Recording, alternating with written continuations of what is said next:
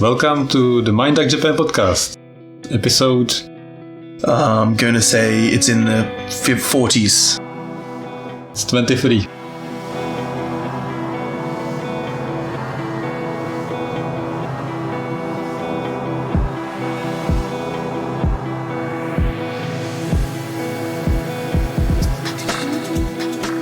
Welcome back to our cycling episode number 3. Where we talk about our cycling adventures. Brad from Australia has come back to join me on a trip around Chiba. I never say what this podcast actually is. So if you're listening for the first time, we talk about the language and strange things and mascots and all the food in Japan. And this is a traveling special where we went about 400 kilometers again in 5 days. And we're recording this after we finished at the hotel the last night. How are you feeling? Yeah, feeling fantastic actually. Compared to last time, I'm a lot better. Last time, if you didn't listen, I almost killed Brad because we planned... what did we plan? That was from Shonan area to Niigata, so the other side of the country, which was fun, to say the least. Yeah, so last time we went in the hills of Nagano and died miserably. So this time the whole goal of this trip was to have a relaxing trip, which was kind of accomplished, I dare to say. Yeah, it was probably accomplished, I think. We have both grown to be professional cyclists now, so nothing can stop us. Except hills. Except hills didn't stop us either. There were no hills like that in Niigata. We consistently did almost 100 kilometers per day, which was impossible last time because there were so many mountains. So Chiba is a city and Chiba is also a peninsula, so like a prefecture. So if you imagine Tokyo and go east, the big peninsula on the right, that's all Chiba. And we went from the other side of the sea, south from Tokyo, from Kamakura, across to the other side on a ferry, and then all around all Chiba to Choushi, which is like the point very east of Japan, and then to Ibaraki. And on this episode, we'd like to talk about what we've seen, what we've done, what we've eaten, and also show you, because I've been making lots of videos, and I was thinking about how to do this. And I decided to make it a podcast, so you can still listen to it, or you can see all the videos on YouTube, which will be just like the filler background. I'll highlight some places that you should skip to if you're not interested in watching the video, but you just want to see some things. So if you want to see me running upstairs and all the food that we talk about, all the places we talked about, I filmed a bunch of stuff. Brad also filmed a bunch of stuff. He's got his famous strap-on for 70 positions of his GoPro. Which didn't really make an appearance this trip. But it did. You filmed something. Some things were filmed, but don't expect much on Brad's YouTube channel this time. You expect a lot. I made like a lot of videos. So you'll see everything from my camera, which because in Japan there is a problem with humidity. Yes, it got in my lens and there is a piece of mold in the lens. So on the bottom right you can see a speck of mold, so you have to deal with that. I can't edit it out. Anyway, so let's get into what we've done, what we've seen, and to keep with the usual structure of the episode, I'd like to do a quick language quirk, which came up a lot this trip. Language quirk. And we talked about what to do or not to do. And every time I ask Brett what he wants to do, he says, どうしようかな? You have to do it more Japanese accent. You said it like a normal phrase, but usually you're like, どうしようかな? Yeah, it just means like, I wonder. I'm just being less straight and more beating around the bush. Yeah, it's a phrase you can hear all the time with Japanese people. It literally means like, what shall we do? Because suru is do, and do means how or what, and then shio is like, let's do something, and then kana is like, maybe, like a question. So it's like, what shall we maybe do?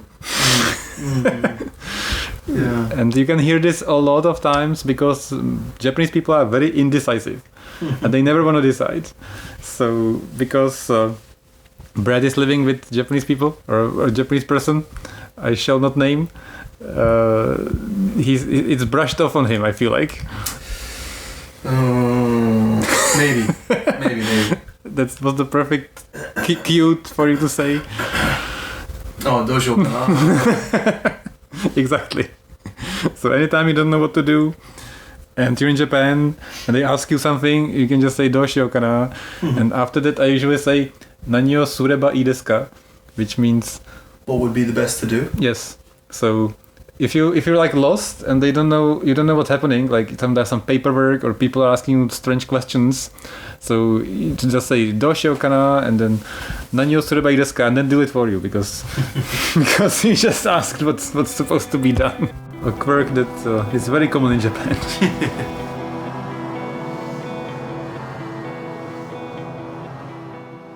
Traveling tips.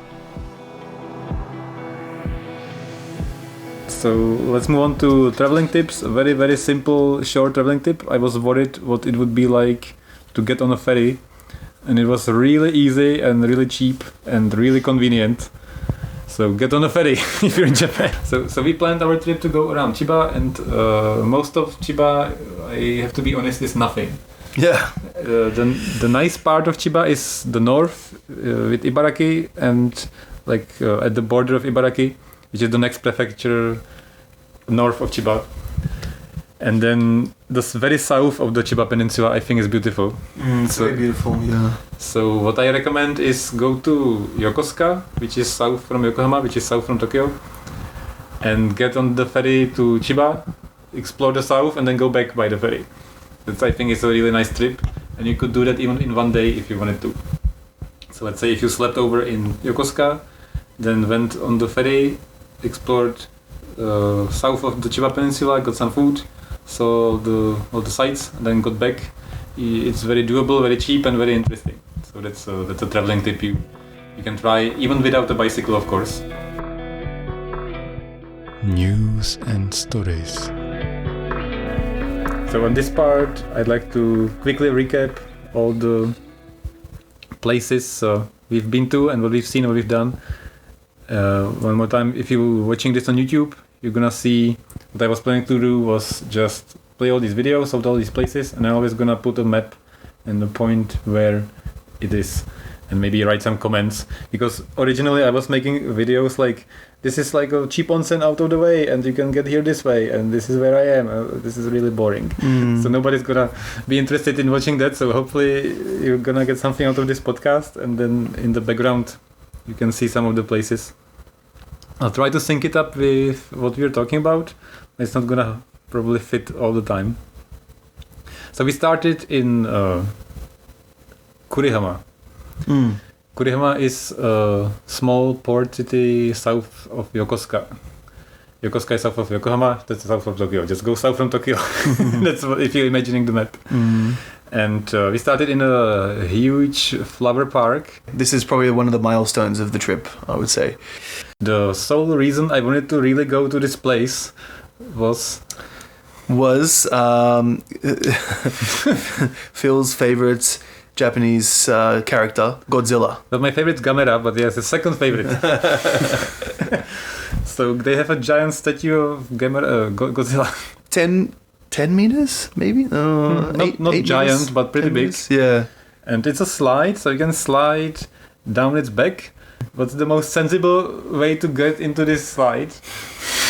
Other than build it in the crotch of Godzilla. So you climb into Godzilla's crotch, and then you get on the slide. Yes, and it's only for children aged up until 10, I think it was. It was so sad. I went to get in there. Yeah. Wait to get into Godzilla's crotch. Who wouldn't? So hard. Yeah, and that's what she said. Slide down it, and I couldn't. So disappointed. That's what she said. Michael Scott. So that was the first stop. After that, we got on the ferry, which was a ghost ship with like 5 people on the ferry, including us. The whole area for the cars and bicycles was empty. I think there were like 2 cars or something. Yeah. And 2 bicycles in the whole ship. Imagine like I don't know, it could be like 100 meters long. It's really pretty big. Yeah, but the ship looked like it was decked out for a long voyage. There was restaurants, there was decks with chairs and tables, and like there was You can get ice cream and hot food, everything. You can sit at the front, at the flag, at the top. And There's like 4 floors. How many floors? I can't remember. There was at least 3 or 4. Yeah. It was great. I never been on such a big ferry. Yeah. And it goes about 1 hour each hour, I think. Yeah. So you can get it very easily. And it cost us 1,400 yen. That's about $14, bicycle included. If you go without a bicycle, it's like 800 yen, I think. So very cheap. Very nice. Very good. So we got on the other side and we saw this... there was this huge cliff where they carved in the stone. It looked like a fort, but I don't think it was a fort. I think they just elegantly carved the mountain, so it looked like a nice viewpoint. And there's a ropeway or like a cable car going up to it. And we decided not to go there because it would waste time.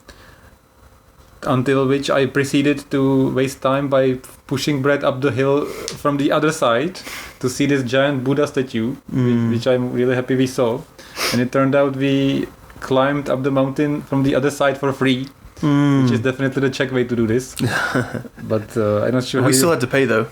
Well, we had to pay for the entrance, but we didn't have to pay for the cable car. I always have these decisions. I'm overzealous about like seeing places. I'm always like, we shouldn't see this, right? Look, there in a mountain, there is a head of a giant statue like peeking out of a forest, and we can go there. It's pretty steep, and for some insane reason you agreed, which I don't know what you were thinking about at the time. You know what I was thinking about? What were you thinking about? The adrenaline that will seep out of my veins as I'm climbing up the hill. So we sweated like hell, and Brad pushed the bicycle all the way up the hill. And then we walked up to the giant Buddha, and there was a sign that said there's a viewpoint, and you have to walk up, I don't know how long. I think they claimed it's like 40 minutes. Yeah, but we did it in like 10. Yeah, because I rushed really quickly, because we had about 50 minutes before they closed the whole area. Yeah, we're always like right on the edge of closing, or like waiting for something to close. That's my life. Yes, I always do that. Recently. It's because you're traveling with me. I always do everything like to the minute. It's partly true. So we got onto this huge viewpoint where you see all these videos. That's what we were talking about. And it was pretty nice. We could see the ferry going back, and it was nice. Yeah, so it was my favorite day because we could see so many places. Probably Brad's least favorite day because he got to climb all these mountains. No, not my least favorite day. So after all this happened, I lost my way and we unnecessarily climbed another hill, and then we came back because I missed the turn. And then we went to this like terrace of rice fields with a bunch of rice paddies like layered on a hill, which looks really nice. But there were so many hills, and I don't think you even went there. Yeah, there was a lot of hills. It was hectic on the first day for both of us. It was just like Niigata. So the reason we split up was because we decided I'll go first and check in the hotel. And I was saying that we would go to the main road. But then we ended up meeting at the hotel at the same time because Brad found a better way. And I did like an insane circle around the hill without any reason. So I ended up going about 100 kilometers while Brad did like 80 kilometers. I don't know how many. You just like doing extra kilometers. That's all. I don't know.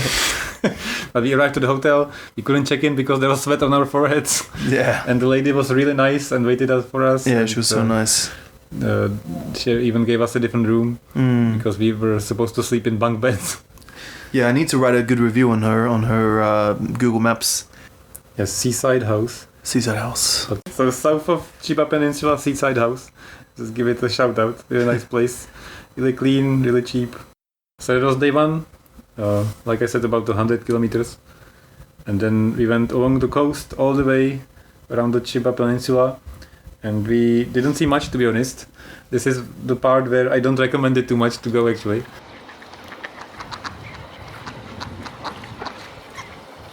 Day 2, whale day. Just continue along the beach for a long time, and it was nice. But for like personally for me, there was a lot of wind, so it kind of slowed us down a little bit. After a while, we saw a bunch of ports and a bunch of whale mascots. We saw a whale skeleton, and we saw a whale like tail in a flower garden statue. Yeah. And Brad told me about whale meat. So this is where we transition into our regular part where we talk about food.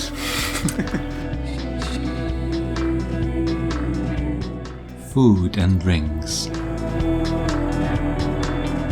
Just a warning: if anybody is against whaling, then you should probably skip this part. Well, I was about to say, so we tried whale meat, which it wasn't the first time for you. No, it wasn't the first time for me. I've had it before, so. And I've never even thought I could ever try it. Yeah. I was surprised it's even possible to buy it. Anything is possible. Well, anything is possible, but I didn't think it would be easy to get. So, what's your review of your first whale experience? So before I say that, I wanted to say that I didn't expect to have a whole dedicated whale restaurant. Like, is that a thing? Like, can you find whale restaurants? Yeah, I think they have it in Tokyo as well. So, Yeah.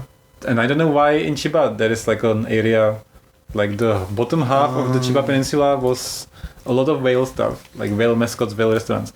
And I don't know why that was the case, but one way or the other, we found a whale restaurant where they served all kinds of whale something. And I feel very conflicted about this. I don't know how to feel, and I don't have any idea how Japanese people feel. I asked Brad about that because it's a very touchy subject, whaling, which some people absolutely don't care about. And then I not understand if people are upset because Japanese people want to do it and they're banned from it, or I don't understand if everybody is frowning upon it, or looking down on it, and they just want to ban it altogether. But obviously the people who run the business with whale meat don't want to stop it. So I don't know what's happening there. Do you have any insight about this? Like, did you ever talk to any Japanese people about whaling? So I have spoken to a few people, younger people I've spoken, so younger Japanese people, and maybe maybe Gen X that I've spoken to, a little bit older than us, he said that when he was in, I think it was like elementary school, whale was served in the school lunches. Oh, that's interesting. That's not too long ago. Yeah. So 20 years ago, maybe around 20 years ago, or just a little bit longer. And then so after that it was removed from lunches, but up until then it was always served in school lunches in Japan. That's interesting. I didn't know.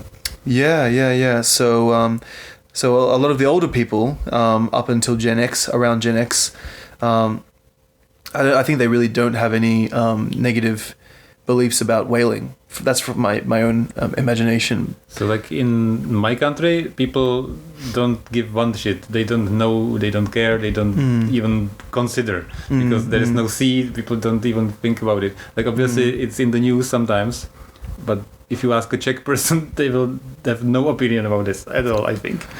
And then, in Australia, it's the complete opposite. People a lot of the population are very, very against whaling. And yeah, I think if you know, you're against it. If you don't know, you don't care. So that's what's happening there. Except Japanese people. Okay. So anyway, I love raw fish. I was excited I could try for once in my life before it's completely banned. I genuinely feel like this was the last chance I could try this. So I had sashimi with whale, with 3 types of whale. You've tried it, right? I've tried it before, yeah. So they had like a very, very meaty, bloody, like dark red meat, and then some fat, and then some other like little bit light red meat. The fat is very strange. That's the one you said you liked? Like the whale bacon? Yes, they said whale bacon. So it tastes very strangely like melty and chewy at the same time. It's like a piece of fat that slowly melts, but it's also chewy. It's very weird texture. But it tastes great, I have to say. Like it's a pleasant taste. And then the other meat is like, if you know maguro, that's raw tuna. It's very like hearty, meaty. And if you combine it with beef and made it even more meaty, and more bloody. That's what the whale meat is like. So when you put it on rice, it like left blood stains on the rice. So sucked in blood. Also, when they served it, it was frozen and it slowly flowed. And I had just like a small piece. You said you didn't like those, right? Yeah, for me, the meaty whale part is just a little bit like, it's how can I explain it? It's kind of like beef, or like kind of soft beef. But still like seafood. It's kind of a weird combination. It's very strange, yeah. Yeah, it's not for me. I like the bacon part, but that's more like just, it's not really, you don't imagine that it's whale. Yeah. So maguro is my all-time favorite food in Japan. I think I love sashimi, and the tuna is amazing, and this is very near that. So I really enjoyed it. It made me think like, if you had raw meat with blood everywhere, I would probably enjoy it. if I could munch on raw meat safely, I would probably enjoy it. Speaking of, have you tried raw beef? Yeah. So how do you like that? It's amazing. Yeah, like there's a famous dish called yukke. Have you heard of yukke? No. I think it's called yukke. Yeah, yukke. And it's basically a beef tartare. And they put like an egg yolk on top, and then you mix it with the egg yolk. But it's ground up. Yeah, ground up. It's steak, but it's chopped up. It's really, really good. I remember together in one restaurant we had a slice of not a ground up beef that was raw. We had like 2 or 3 types of raw beef, which I never even knew it's possible to eat. You can eat anything. Well, obviously, but I didn't think it's a thing people do. Oh, okay. Commonly. Yeah. And I didn't like that. It was so chewy. You didn't like it? No. The fish always melts, like the fat in the fish. Fat in raw fish is so melty. It's like if you have butter in your mouth. But that's true. It's very pleasant for me. Yeah. But the fat in the beef that's raw, you have to chew it so hard, it's not coming apart. It's kind of annoying. That's true. But we did eat the last time we went to a yakiniku restaurant, and we had some raw liver. Do you remember that one? Yeah, that's good. I was also surprised that you could eat that. I didn't know you could eat that. That's nice. I like that. Yeah. And I don't like fried liver, by the way. No, me too. I never like liver, and the raw liver is okay. It's weird because once you cook the liver, it has like a sandy texture. But when it's not cooked, it's completely smooth. It's very strange. Yeah, so that's all about food. I really liked whale sashimi, but I don't think I'll ever have it ever again in my life. Really? Be it for price, ethics, or customs, or just banning it altogether.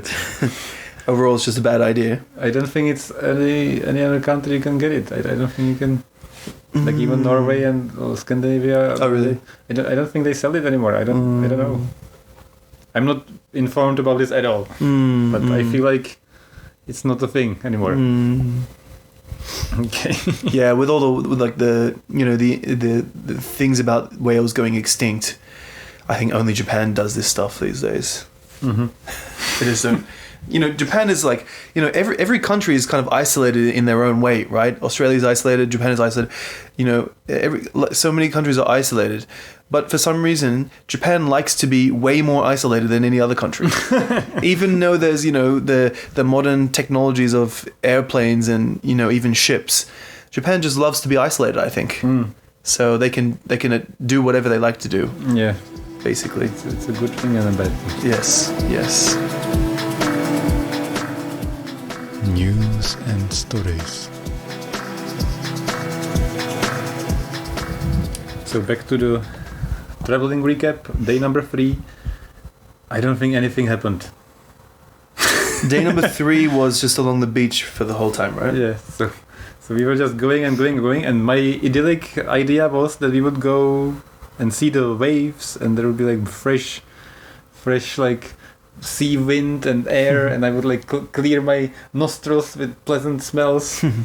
And we just smelled a bunch of farms, and like some of the harbors and the ports and all these like fishmongers, this smells so bad. So many bad smells. Yeah. And we decided to go next to on the road next to the beach, because that's much easier. There's no wind blowing at you, because if you go at the beach there's a bunch of wind and the road is shit. And then it wasn't even possible to see the beach. And I put a lot of effort into seeing the beach at least once, and I paid hard for it by going downhill like 100 meters, like straight down like a very steep hill. Some people are crazy and they want to do that. Other people just follow the road. So that's when we discovered the magic of Google location sharing. Yeah. So we were just seeing if I'm doing anything suspicious on the map while we were just going straight and having a good time. And there was one point where I actually did catch Philip in a snack bar. I went on this giant hill again. Anytime I see a hill, I have to go up on it. Yeah. So I cycled up on this hill, and I had a nice view, which you will see on the video. So we decided that I'll just overzealously overcycle in all the nooks and crannies, and Brad will just go. And you... But we missed one day. Like, we went halfway along the beach, and then after that we went through remember the abandoned zoo and stuff like that we went through? That was second day. Was it? Yeah, we saw an abandoned zoo on the second day, and we also found like a homeless person's den where we got into, and I think I filmed this. That was very strange. I've been to places like that many times, so it didn't feel strange to me at all. Oh, okay. But yeah, there was like a abandoned check-in into some area, but it was completely worn down, fallen apart. Yeah, it was really weird. And I think the strings that were blocking the entrance were put up there by the person who lived there. Yeah, and he was baking something in like a stove, like a do-it-yourself stove out of bricks. And because I am Czech, I know instantly when somebody lives in there. Really? And I thought you knew that as well. And then I told you you wouldn't believe it, and then you saw it cooking, and then you believed it. But when I saw the organized like stuff, I was sure there is somebody. But even if he came out, he wouldn't shoot us with a gun, I don't think. No. There's no reason to be scared. But yeah, it's strange. And then there was the abandoned zoo, which didn't even exist much on the map anymore. No. So many places like that in the middle of nowhere. Yeah, it would have been nice to go and have a look, but I don't know. Not really game to do that. I completely skipped the part I wanted to say that all around the Chiba Peninsula, except like the really, really touristy places like the very south, I think the prices go like really down, and there is nothing, like no business, and not much of a train line. So I feel like it's kind of a dead land, like there's nothing going on. No, there's nothing there, yeah. And we skipped the part where the second day we slept at the Love Hotel. And we were going into another adventure if we're gonna be able to get in. It was And they just said, okay, you can get this futon and you can sleep there, no problem. They're really nice. It was a nice surprise. I mean, that bed was definitely big enough for the two of us, so I would have shared the bed, but like, it doesn't hurt to ask. And the room was really huge, and the bed was like optically small. That's so strange. Right, it was a weird visual illusion. The room was so big, the bed looked small in the corner. But the bed was big. The bed was really big, but it looked so small because the room was so big. Yeah. It's such a strange view. And there was like all the other amenities and everything was so tiny compared to everything else. Yeah. I was just gonna say, and there was also a massage machine, a massage chair, like in the middle of the room. Everything felt very out of place. And I've never seen a waterproof television in a shower. So you could have a jacuzzi bath and watch television. I would be scared to make it wet, but you just showered and it was all wet and it didn't matter, so it's waterproof. So that was a place. So once again, for cycling, Love Hotels are the best bet, I think, because you can check in late, no problem. There's always somebody there. But for the most of the time, make sure you either check in different rooms if you're with two men on the same trip, or you just go in at the same time without telling anybody. Yeah, just try to sneak in, or if you're very honest about it, you can just ask. Which, if it's a hotel in the middle of nowhere where there's no business, they will want to have you, so they will help you. Yes, and surprisingly, we got free drinks from that hotel as well. So day 3 was just the long beach with nothing. That was the ghost beach, basically. So we just kept going and going and going, and it was windy and nothing happened. But we went like 85 or something. Yeah, it's like 80 kilometers. And then we arrived to Choushi, which is like the pointy part on the east of Japan from Tokyo. And I really wanted to see like the lighthouses and all that, so Brad went to rest and I did my craziness again. And I went in the night around the whole island, like peninsula, Choushi peninsula, and I saw all the places I wanted to see, but it will surprise you. But it was all pitch black and I couldn't see shit. So I filmed this lighthouse, which had a sparkling, like diamond looking thing in the middle, which if you've seen the movie Lighthouse, it's very reminiscent of that. And I was trying to film it, so you'll see a video here that's probably shit. And it was day 3.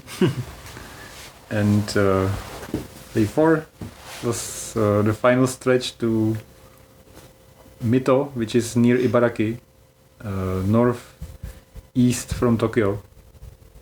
And on the way there, we just went shopping. We had Big Boy food. The chain restaurant called Big Boy. Big Boy. I like big boys. So we had like a lot of food. I have to give it to Brad. He's eating very well this trip. Last trip he hasn't eaten anything, and this trip is all the food. Yeah, I learned my lesson, and like, you know, I was. It took me a while to realize the amount of calories you burn on these 90-kilometer bike rides. So what's Big Boy? Big Boy. Big Boy is a chain restaurant in Japan. It's based around Hamburg steak, which is just basically a hamburger but without any bread. And so you get the main meal, which is the Hamburg steak, and then you order like the Viking set, they call it. And in Japan, all buffets are called Viking for some reason. In Japanese, Bikingu. Yeah. Which is even more confusing. Yeah. It's like for cyclists. Yeah. So I don't know why it's called Viking, but I think they just imagine Vikings being strong, big, and big boys, and they just want to eat as much food as possible. And it should be it's a feast, like a Viking feast. I think that's how it started. Right. Or maybe like from Smorgasbord. Do you know Smorgasbord? No. It's a Swedish cuisine. Anyways, so yeah, so you get the Hamburg steak, and then you order the Viking set, and then you can get as much salad and as much Viking set curry and soup as you want. It's very, very good quality, very high cost effectiveness. This is the restaurant to stuff yourself, basically. Yes, and for very cheap. We paid, I think it was like 800 yen each. Stuff yourself beyond reason, basically. Yeah. So that was day 4 where we arrived to Mito. And at the end of the day, I have all these like special needs. I have to see some stuff. So I made Brad to turn away from the main road to the hotel and go to see a shrine. And it started raining, and we were just 2 kilometers from the shrine. I've never seen this fucking shrine. I was planning to see it again today and I never saw it. So how did you feel about the rain? It was the first time you spent a long time on the bicycle in the rain. So there's 2 stages. The first stage is trying to not get wet, which we did by buying Daiso $1 store plastic pants, raincoat, and covers for shoes, which is funny. My shoes were already soaked before putting on those things. So but I loved how you put on the pants. Yeah, I decided to. I wore the jacket, which was a good point, and then I put on the pants. I was like delicately putting them on. I was like, yeah, this fits nice. It works well. Yeah, which persuaded Brad to do it too. And then they broke. You just tore them open immediately. Well, that's what you get for 100 yen plastic shorts. I should have been filming. It was so funny. You like started putting your foot into one of the pants, and then you instantly just ripped it. It was so funny. Oh well. The good thing was I was wearing shorts and cycling tights, so it's like, who cares if it gets wet? Anyways, so that's the first stage, trying to stay as dry as possible. And then the second stage of rainy cycling is just not caring, not giving a fuck, and just relinquishing all of your rainy fears. I was like drenched, but it was I accepted it, and it was good. Yeah, tips for cycling long time in the rain: just keep moving and try to put anything on that stays warm. That's all you have to do. Yeah. And don't go on a highway because you can slip and die. Yes. Yes. It's one of the most dangerous times. So we arrived to Mito, and then the last day, the goal was to see the falls, Furukoda Falls, 65 kilometers into the hills north of Mito into Ibaraki, and there is a very, very big waterfall, and then either come home by train or power through 120 plus kilometers back, which I'm not surprised you didn't feel up to. So I went by on my own, and it was really, really refreshing to see all the hills and nature and rivers and forests and rice fields again. So from Mito north, I really recommend it. I really, really liked it.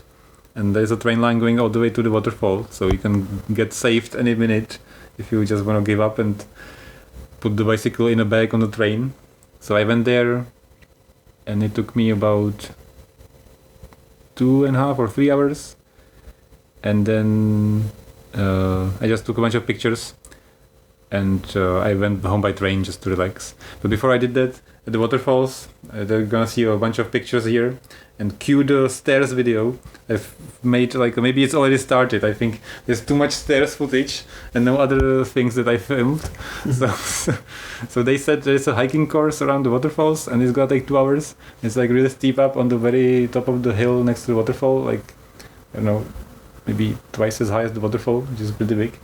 So I decided to run up these stairs and see the view. It was really nice, like a bunch of hiking. So stairs, it's like a super stairs challenge. It had to be 200 stairs or more. Damn. Because it was all first steel stairs, then a paved road with stairs, then stone forest stairs, then stairs out of mud, then stairs out of some kind of wood, then stairs out of concrete on the very top that were falling off the cliff. Jeez. If you're scared of heights, don't go there. Wow. And I was always standing on the cliff, filming stuff, looking down everywhere, so you can see it on the video. It's pretty nice. And some people apparently died on the way because there were things left behind. I saw a handkerchief on the floor, people in Japan love to use to wipe their forehead. Mm-hmm. So somebody couldn't wipe their forehead again. Jeez. Very big disaster. Wow. And there was a bunch of water bottles, fresh, half drunk, somewhere on a tree stump or something. Somebody died there.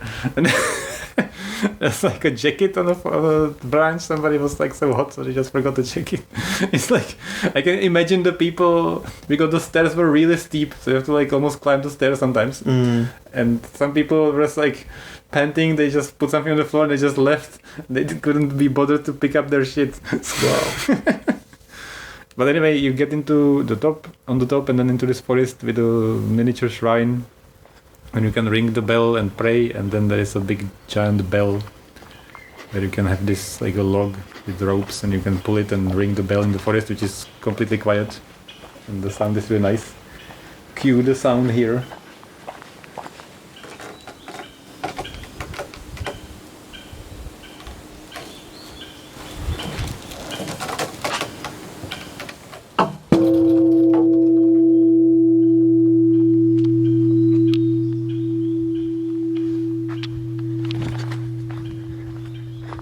I came down and was drenched in sweat, so such a workout. So I just came home, and that's where we are now. Mascot and characters. So mascot and character video, something in Japan. I have to quickly mention the mascot of Chiba. Do you know the mascot of Chiba? No. I'll show you a picture. Okay. And the question is, how do you think it came to be? It looks like the famous children's cartoon called Charlie the Dog or something? Okay, it's a dog. It's all red. Okay. It's got a very pointy nose, very strange kind of nose. Kind of looks like an erect nipple, to be honest with you. It does. If I look at it sideways, kind of looks like a wave. Oh, that's a good idea, but nope. Is it the map of Chiba? Yes. Oh, yes. The whole Chiba Peninsula, somebody just made it into a dog. Uh-huh. And it's a little bit strange. It's got this tongue sticking out, it's completely red, and the nose looks like something weird. I don't like the nose.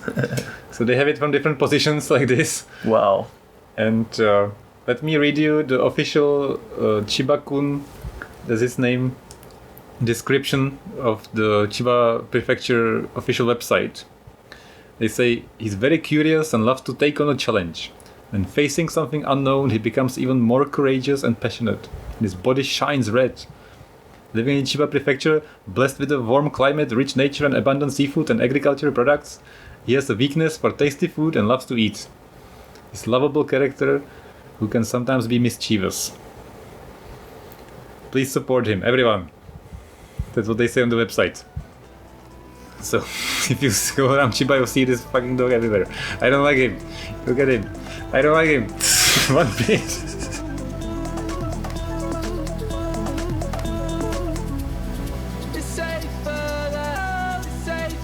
It's the brand name of the week. Get ready, it will be weird.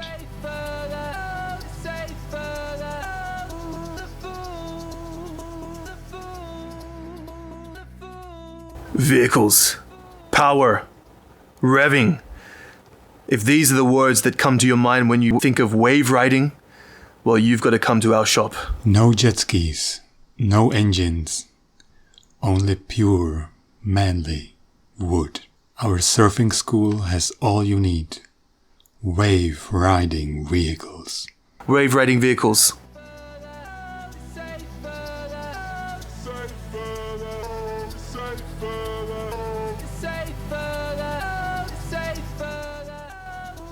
The thought of the day.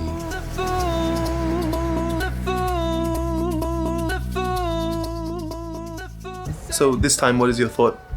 So this time I'd like to ask,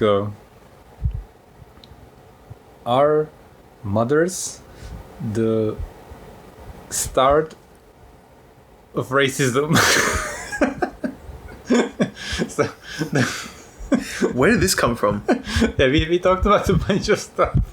Did we talk about this? And Mothers and racism? it's just I'm just trying to say a funny question.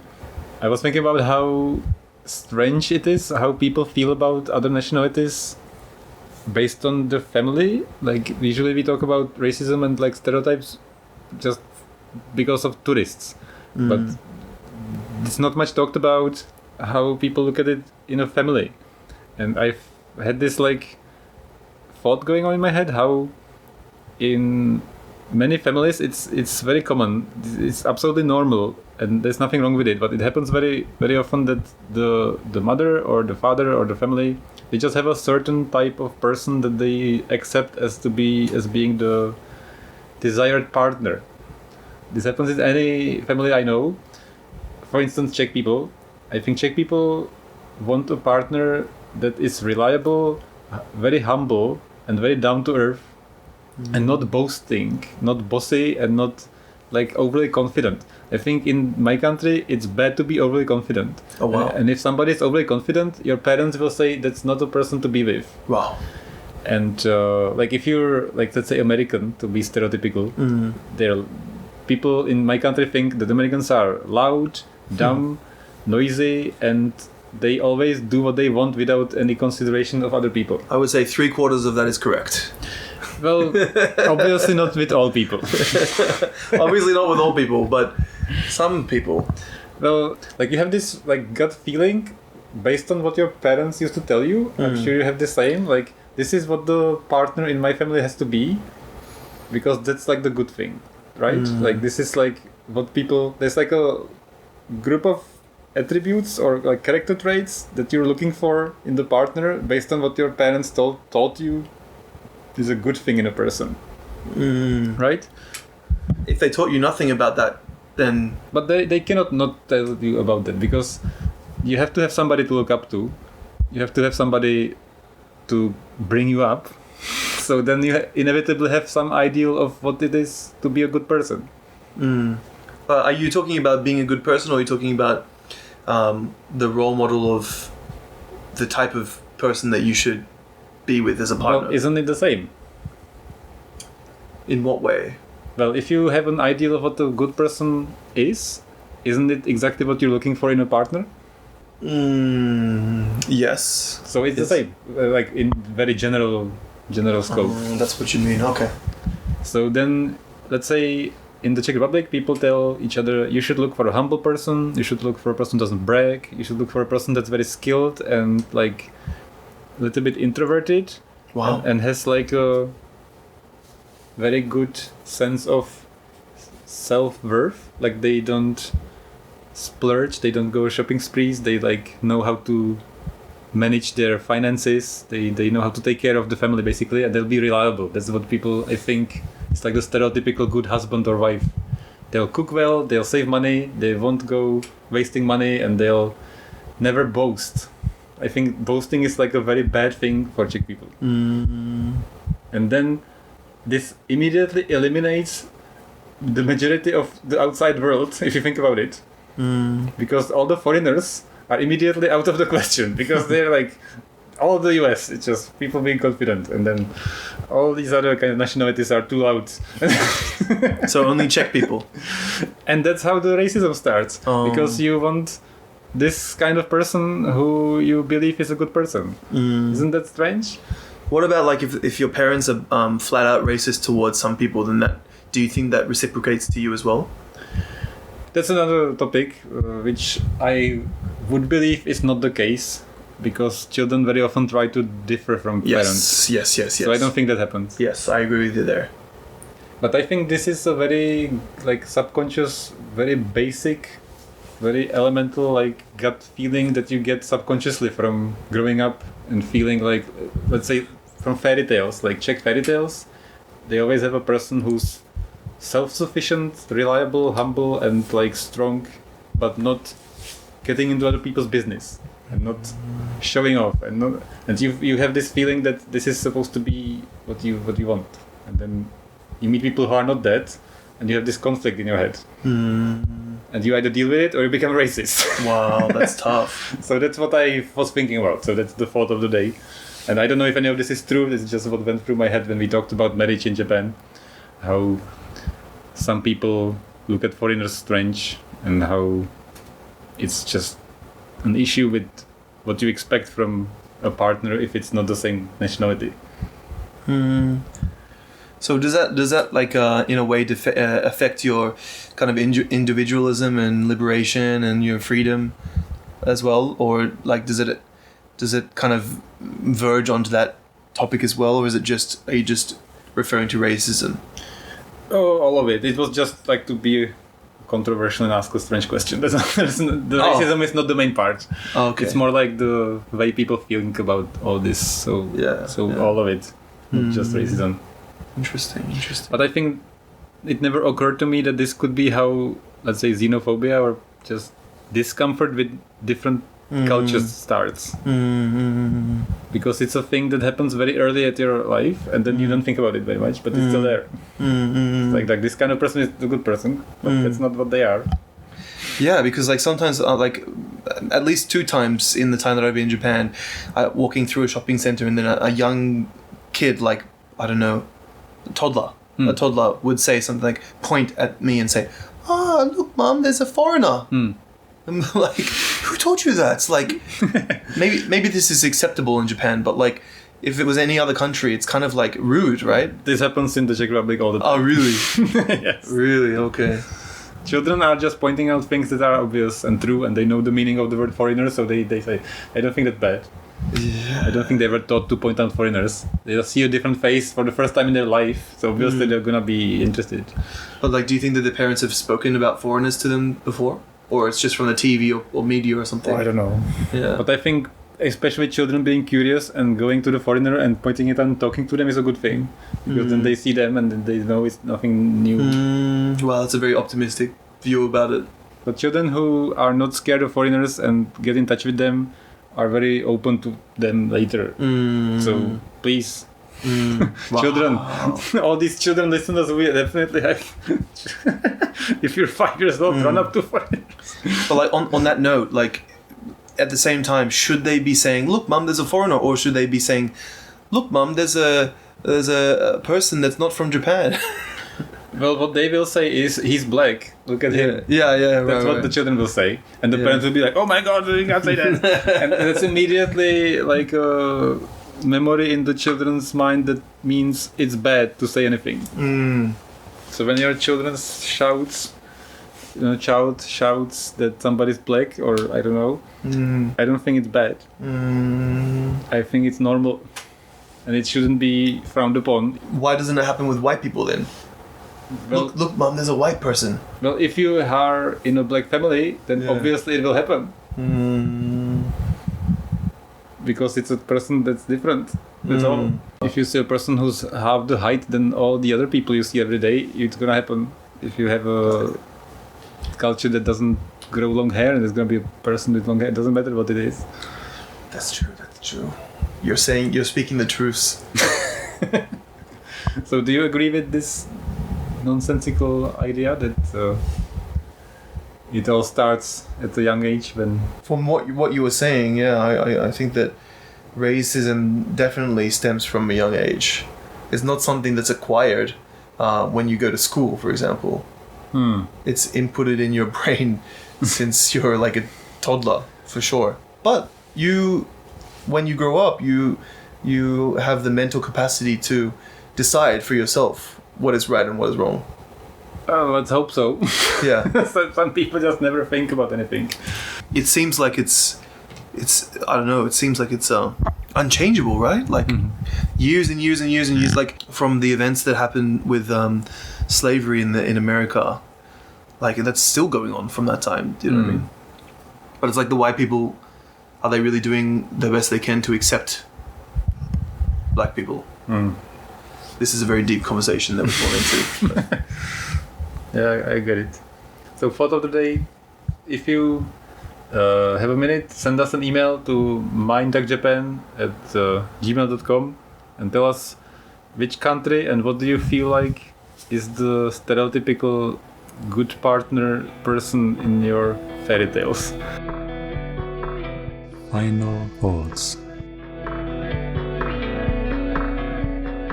So one last thing before we finish this recording, during one night we switched on the TV and we watched how to learn English in Japanese. Oh yeah. I recorded this, so you're gonna watch this clip. Cue the clip here. I'm trying. I'm trying. 皆さんも I'm trying. どうぞ 皆さんも I'm trying. トライします And they were teaching a phrase, and the phrase was I'm trying. Do you know? Oh my god. Why do you have to teach I'm trying? Can't you just learn that in a dictionary? So they have the whole skit where somebody dropped a key or something under like a closet, and somebody tried to lift the closet so the other person could reach it, but they still couldn't reach it. They're like, I'm trying. And then the whole 10 minutes they were teaching the phrase I'm trying. And they had this whole body language gesture went along with it. Could you describe what they did for people who are not watching the video? How to describe that? They whilst saying I'm trying, they would put they would raise both of their hands above their head, and then when arriving at the end of trying, they would slam their hands down in front of their bodies. That's insane. That's like a group dance for I'm trying. Yeah, and it looked like a corny 80s exercise video. Yep. But yeah, it was very strange. So if you don't know, Japanese people love the word try. Yeah. They never do. They always try. They're the opposite of Yoda. Yeah. Even though Yoda is inspired by the Japanese language. Right. So they always torai shimasu, which means shimasu means do, and try is torai. That's just broken English. So they always can you do that? And can you please help me with this? And they're like, no, I can't do that. And then you ask them 7 more times, and then they're like, torai shimasu, challenge. And they do it. Why can't they just say I'll do it? Because they never do anything straight. They never say anything honest. They're like, doshio kana, and then after 5 doshio kana, they're like, torai shimasu. Or kano ga arimasu. Do you know what I mean? No. Kano is possibility. No. So there is a possibility. Yeah. Yeah, it's like you can do it, but there is a possibility. Okay. So anyway, that's about this episode. I hope you enjoyed the videos. If you are listening to this episode as usual and you're curious about the video, skip to the part where I go upstairs. I put a lot of effort into filming that. It's the last part of the video. And thanks to Brad for going on another cycling adventure. For reasons undisclosed, this might be the last one. Why? Do you want to disclose them or should I shut up?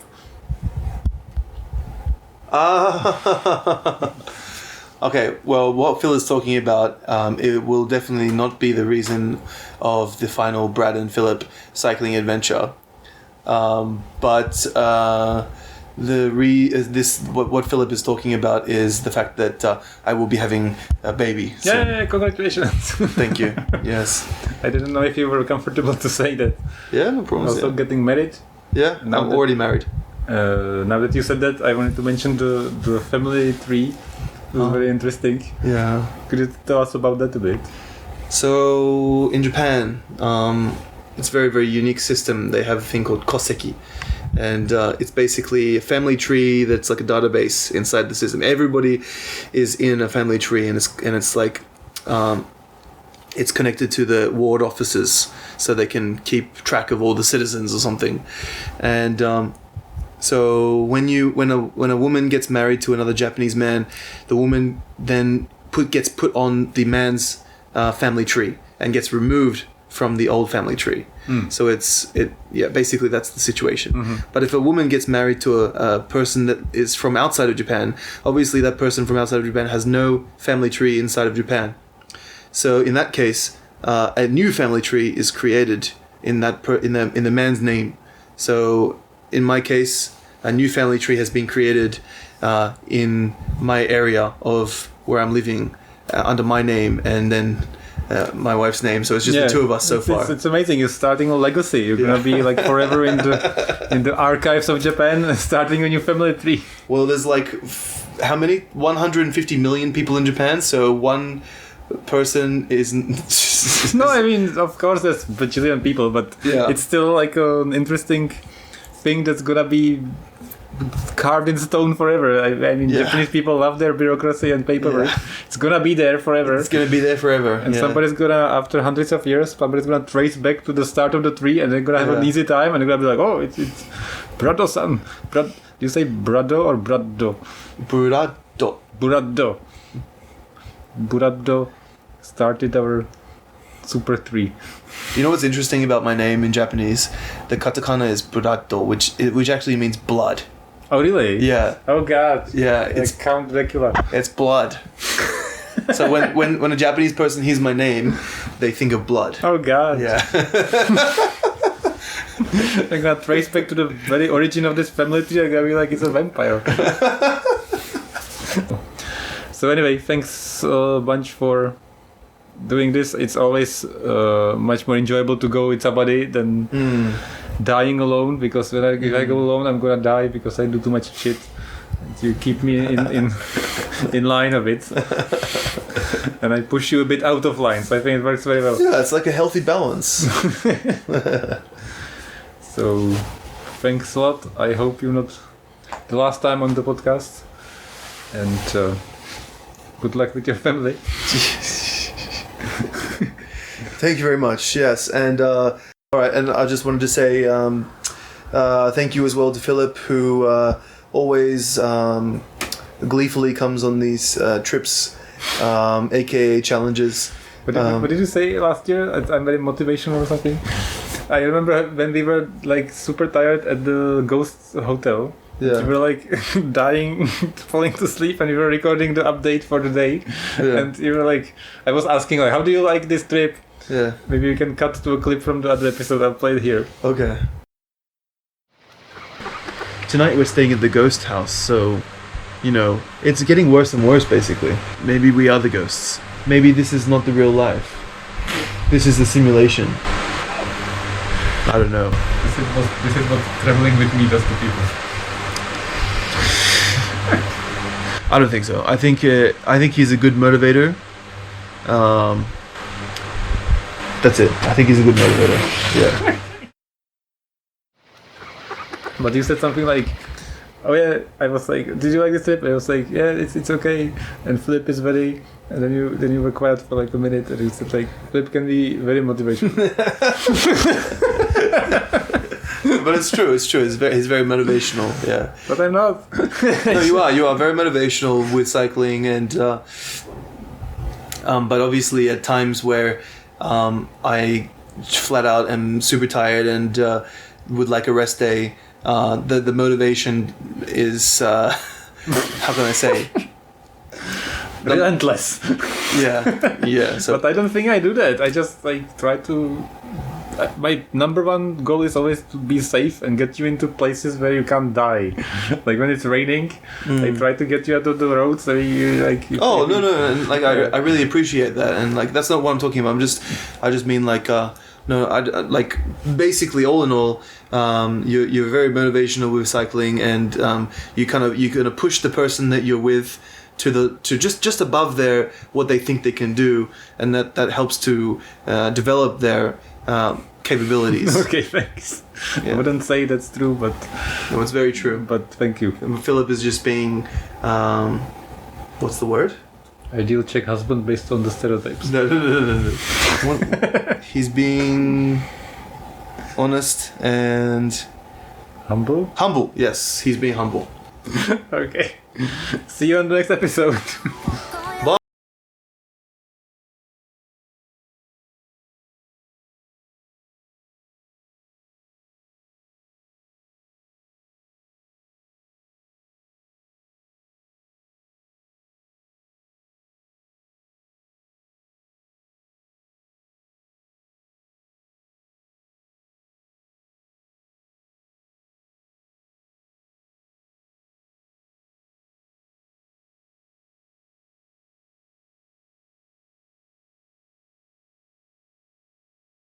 So that's the thing, you have to do your research. Don't just go with the flow, be the herder, be the shepherd, not the sheep.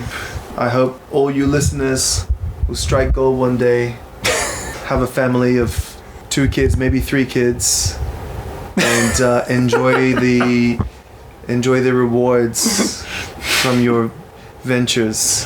You're gonna be a motivational speaker?